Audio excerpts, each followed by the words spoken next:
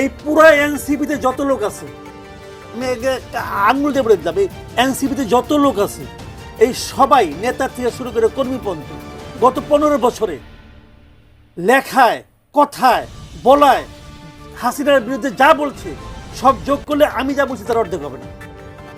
ঠিক আছে, কথা বলি, আমি এটা চ্যালেঞ্জ দিলাম, আপনি আসেন। ঠিক আছে, আমি একটু বলবো, আমার তার অর্ধেক হবে না। মাসুদ কামাল আমি কি ভাই তোমার লিস্টেই নেই? আচ্ছা, আমি বলি নাই।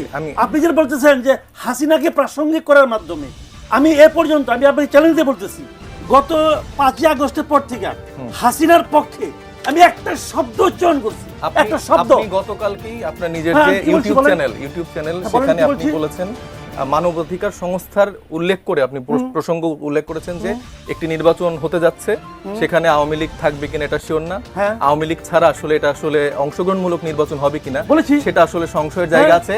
এবং আপনি আরো বলেছেন আপনি আওয়ামী লীগের কথা বলেছেন, তো কি হইছে? আপনি তাহলে আওয়ামী লীগকে কি আপনি বৈধ করছেন? আমি কি বলছি শুনেন, কথাটা খেয়াল করেন আমি কি বলছি। এবং আপনি বলেছেন যে ইউনূস সরকার ঠিক হাসিনা সরকারের মতোই কার্যক্রম অবশ্যই করতেছে। তার মানে আপনি বলতে যাচ্ছেন যে আওয়ামী সরকার হাসিনার মতোই করতেছে। আওয়ামী লীগ যে রাজনৈতিক দল হিসেবে একটা মানে সন্ত্রাসী সংগঠন, এটাকে আপনি বৈধতা দিতে যাচ্ছেন না। ইউনূস সরকার যা করতেছে সেটা যে হাসিনার মতো আগের সরকারের মতোই হচ্ছে, এটা তো আমি বলি নাই, এটা হিউম্যান রাইটস ওয়াচ বলছে। এই যে এটাই হচ্ছে মজার ফ্যাক্ট, আর হিউম্যান রাইটস ওয়াচ নিজে কোনো কিছু বলছেন না, পছন্দ হবে না, কিন্তু ওনার ইউটিউবে 30 মিনিট 40 মিনিট বিভিন্ন রেফারেন্স টেনে এই কথাগুলো যখন বলছে, টক শোতে যখন এই কথাগুলো বলছে ভাই আমি বলছি না, এটা হিউম্যান রাইটস বলছে, এটা অমুক সংস্থা বলছে, এটা তমুক সংস্থা বলছে, তাহলে এটা না এলে আওয়ামী লীগ না ছাড়া কিন্তু আপনার সুষ্ঠু নির্বাচন সম্ভব না, অংশগ্রহণমূলক নির্বাচন সম্ভব না। এবং উনি যে বললেন যে উনি 17 বছরে এই তরুণদের থেকে অনেক বেশি আকারে লিখেছে, হিসাব করে দিতে পারেন, তাহলে আমার কথা হচ্ছে যে সাগর রুনির ঘটনা আপনারা জানেন, এরকম এই 17 বছরে আমি 2020 থেকে 23 সালে 270 জন ওপরে সাংবাদিকদেরকে হামলা করা হয়েছে, গ্রেফতার করা হয়েছে, গুম করা হয়েছে, খুন করা হয়েছে, আর 17 বছর হিসাবটা আরো বেশি। তাহলে মাসুদ কামালরা যদি এত বেশি মানে সরকারের সমালোচনা করে, সরকারকে আটকে ধরে, তাদেরকে কেন সরকার এত গুম খুন মানুষ হয়ে যায়, এত মানুষকে তুলে ফেলে বিরোধী মত প্রকাশের জন্য? মাসুদ কামালরা এখনো ঠিকঠাক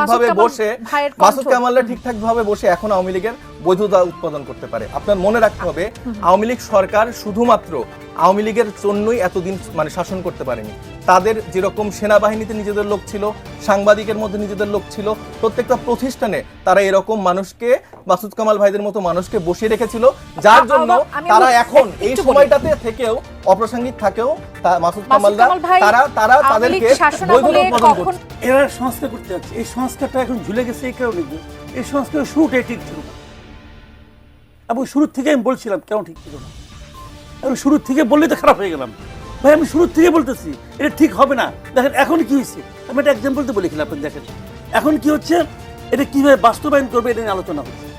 প্রথমে আবদার উঠলো যে এটাকে সংবিধানের উপরে জায়গা দিতে হবে, তারপরে আরেকটা আবদার আসলো যে এটা নিয়ে কোনো আদালতে যাওয়া যাবে না।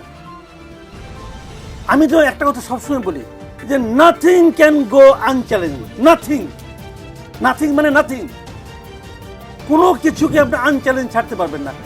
আদালতে উঠানো যাবে না কেন? আদালতে সব কিছু উঠানো যাবে। আজকে থেকে 10 বছর 5 বছর পরে শেখ হাসিনা তো বলছিল এই সংবিধান চেঞ্জ করা যাবে না, সংবিধান চেঞ্জ হচ্ছে না, তার কথা অনুযায়ী হবে নাকি? তার কথা অনুযায়ী কোনো একটা ব্যক্তি বা কোনো গোষ্ঠীর কথা অনুযায়ী হবে না, জনগণের কথা অনুযায়ী হবে। জনগণের কথা আপনি বুঝবেন কিভাবে? জনগণের কথা আপনি বুঝবেন নির্বাচনের মাধ্যমে, এর আগে না। যাই এখন কি হয়েছে, এখন তারা বলতেছে যেটা নিয়ে একটা গণভোট করবে। খুব ভালো প্রস্তাব, আমার পছন্দ হয়েছে। আমার এনসিপির যে একটা প্রস্তাব ছিল আগে একই দিনে আপনার গণপরিষদ ইলেকশন, ওইটাও আমার পছন্দের ছিল, আমি যে বহুবার বলছি আমার এটা পছন্দ ছিল। এখন তারা গণভোট করতেছে, গণভোটের ঝামেলাটা দেখেন আপনি, আমি বলি আপনাকে তাহলে বুঝবেন।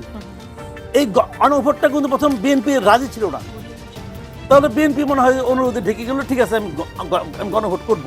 কোন দিন করবেন? নির্বাচনের দিন করবেন। আরেকজন বলছে নির্বাচনের আগে হবে। গণভোটটা প্র্যাকটিক্যাল না, এটা আমি বলছি আপনাকে কেন প্র্যাকটিক্যাল না। নির্বাচন যদি হয় এই দেশের মানুষ একই দিনে 2টা ব্যালটে ভোট দিবে, এই ইলেকশন কমিশন একই দিনে 2টাই নির্বাচন নিয়ে রেজাল্ট বের করবে, এটা জটিল হয়ে যাবে। তারপরে যদি তারা পারে করুক, আমার কোনো আপত্তি নাই।